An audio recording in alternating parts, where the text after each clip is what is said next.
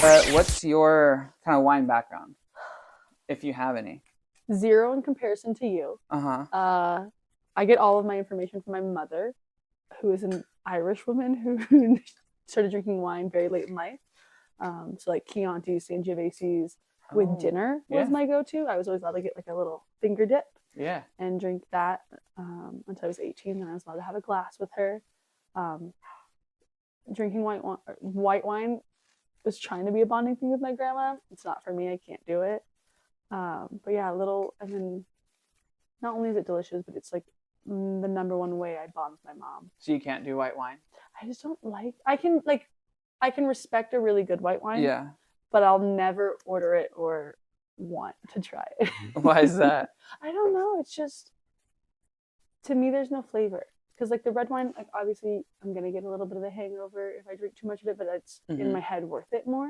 Yeah. Because like drinking a bold red and like hanging out with friends is a memory. Drinking white wine doesn't give me the same fun feeling. Yeah. Yeah. Okay. I've done it, obviously. Yeah. I'll never say no to it for a glass of wine. What do you think about rosés then? See, I'll do a white wine before I'll do a rosé. Oh, really? Yeah. Because there's more flavor, like a bolder flavor in a rosé comparatively to a white wine usually. But I think like in my taste buds a bad way. I don't. Oh. Yeah, I can do like a sparkling rosé. Okay. Because like the bubbles cover up anything, and I love a good bubble. So do you like bubbles? I like bubbles. Okay. Yeah. So I'd go like red wine, bubbles, white wine, rosé. Wow, that's cool. Yeah. That's interesting. Or I don't know. So how would you? Oh no, this might be corked. How can you tell? Ooh, that is a great question. So, yeah, corked it means it's tainted with a certain bacteria called TCA. What does it stand for? TCA, trichloronisol. Yeah, that's what TCA stands for, trichloronisol. Or trichloranisol, as some people say too. I just say it probably, I don't know, the wrong way. But it happens within the cork tree of where the corks come from. All right, guys, take a break for a minute, because if you enjoy the show, I have some amazing news for you. Do you want exclusive content, more episodes per week, behind-the-scenes snippets, discounts every time we drop some dope-ass merch? Do you want your opinions and hot takes to be heard on the show and be a producer on the show? Because if you do, head to patreon.com/officialbungpod. We want to hear what you have to say. We want to see your hot takes. We want your opinions. We want to cover your topics on this show.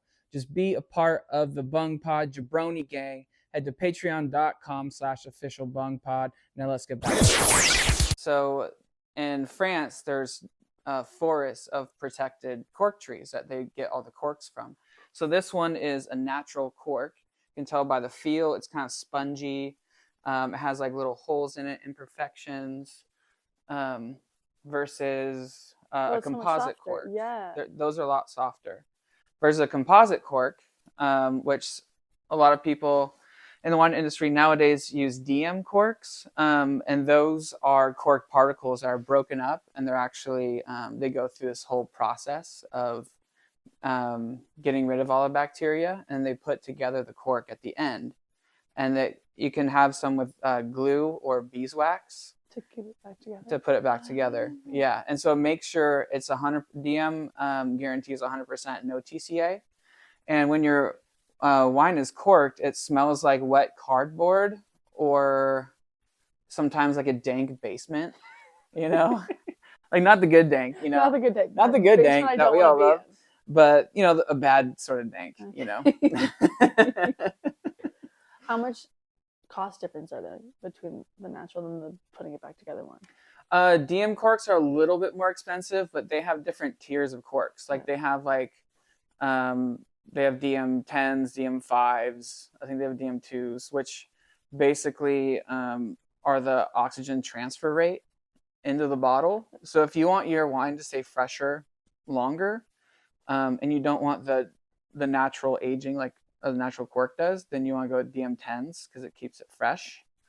A lot of people choose to do it with their white wines in the industry. And they also just released champagne or sparkling wine corks too, which is really interesting for the same reason. So yeah, it's just like, it's so weird because they actually can't test a tree for this bacteria because it doesn't show up until it's like. So we're not scientifically there yet to test a tree before. So if you make a batch, it's like if one of it, one cork out of the whole tree has it, they all have it. Yeah, pretty much. That whole tree will have it, as far as I know. And they can't like, when do they test that? They just test it once. They can't test for it. So like you just even like after you make the cork, you can't test for it at all. And so you don't know until it hits the wine, and then your bottle's corked. Here, smell that. I'm gonna double check this bottle to make sure. I'm getting wet cardboard for sure. Wet cardboard, yeah. Or sometimes it can smell like a wet dog too, which is not great. I just washed this glass. Damn it. Party foul.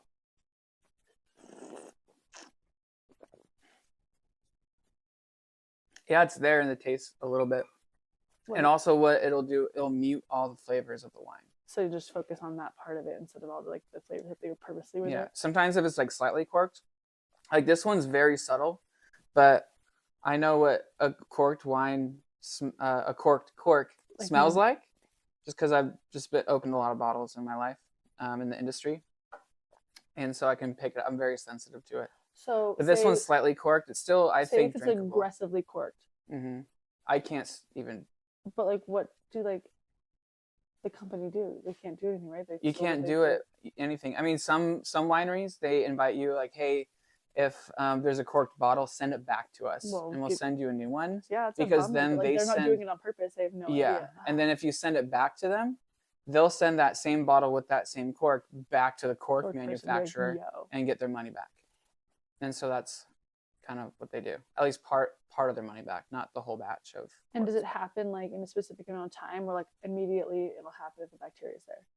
Like if I put that cork in it, save it for 2 years, that's a great question. It's good. And then if I like were to keep it and save it for like 6 years, does that change when it happens? It's not going to be like a 6-year point. I mean, it's not going to be like right when it hits the bottle.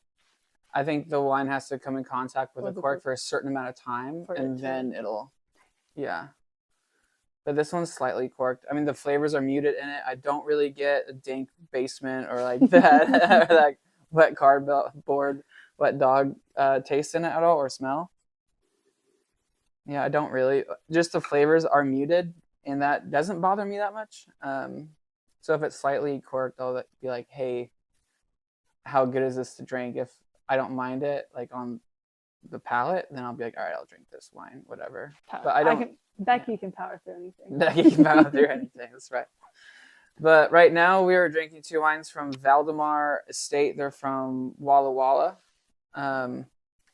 area, and they're a really interesting winery because they started massive one that kind of looks like a prison, but like the prettiest prison you've ever been in.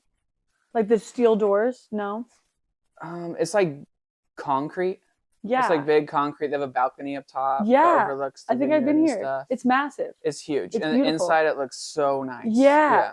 It's really, they do a really good job. They're from Spain. Ooh. Originally. They've been making wine in Spain for a very long time. And let me get here. I have a request from the audience. Here you go. Our significant others are hanging out behind the scenes. They're like, oh, I need some of that wine. So the one I'm pouring for them right now is the Valdemar Estate Reserva Tempranillo from Rioja. And so they're from Spain. And so what they do is at their Walla Walla tasting room, you can get this bottle, which is their Rioja Reserva Tempranillo from Spain. Yeah, Rioja, Spain. That's super cool. Yeah, Rioja is an area. It's well known for Tempranillo. That's where the Tempranillo grape comes from. And so if you want a good example of Tempranillo, grab a Reserva. They're not that expensive at all. But this one is a little bit higher in price just because it comes from them. They ship it to their tasting room and sell it out of their tasting room as well, which is nice. And I think they do a really good job. Yeah. This next one is their Estate Syrah they have. I believe it's Estate. Yeah. Yeah, this is from, it's from Blue Mountain Vineyard. I'm not sure if they own that property or not, but But yeah, a Syrah from Blue Mountain Vineyard in Walla Walla Valley. And then the Rioja Reserva Tempranillo. So we'll taste through these guys. I want to see your thoughts, your initial thoughts on each one of these. How much does it cost to send this from Spain over here? A lot. Yeah. You have to go through a commercial importer. Some wineries, well, not some, just there's like a very few that have their own importing company. Oh, do like they? Screaming Eagle does. They don't, as far as I know. This is what I'm supposed to do? Yeah. Oh. I'm learning. I used to drink red wine out of a solo cup. I've come so far. Oh, it comes so far. Now we're drinking red wine in a glass. Yeah. Cheers. The proper glasses. The proper glasses. Although I usually have matching ones, but they're getting washed right now. Did you break one with a ping pong paddle once? No, someone else did that one. Is it so this is chilled on purpose? This was in my wine room, which is at like 50 degrees-ish, give or take. It's not really temperature controlled, but it's been really cold. Up here in Washington State, we're snowing in Chelan area. It's beautiful. And so it is beautiful. Quite cold, but beautiful. It's better with the snow. It feels really light. Yeah, it is light. Its Tempranillo is like medium. I don't know if I've ever had medium like a full 100% Tempranillo wine in my life. Like in blends. Have in Washington, a Washington Tempranillo. You've had that before, but you haven't had a real Spanish Tempranillo from Rioja before. I kind of love it. Yeah. This is a 2015, by the way. Usually Reservas are older because they do stay in barrel for a long time. Why? It's part of the classification. So if you're it has to have a certain amount of barrel aging to be called Reserva. Called Reserva, yeah. Is that something Spain puts on it or the winery? Okay, that's what Spain does. Okay, so I believe the minimum. Geez, I'm going back into my wine education programs right now in my head. I'm just starting my wine education right now. Yeah, there you go. I think Reserva is minimum 10 months in barrel or something like. No, it's not true. That's a lie. It doesn't seem like that long. That's not that long. That's why I said it's a lie. I was like, I'm tripping right now. I don't even know. I think it's 18 months. Yeah. What does wine, like a red wine here, stay in the barrel for? Usually at least a year. Okay. Yeah. It depends on the wine, but at least 12 months. Yeah. Some people, like, I know Long Shadows in Walla Walla, they do like a 34-month for some of their wines. Wow.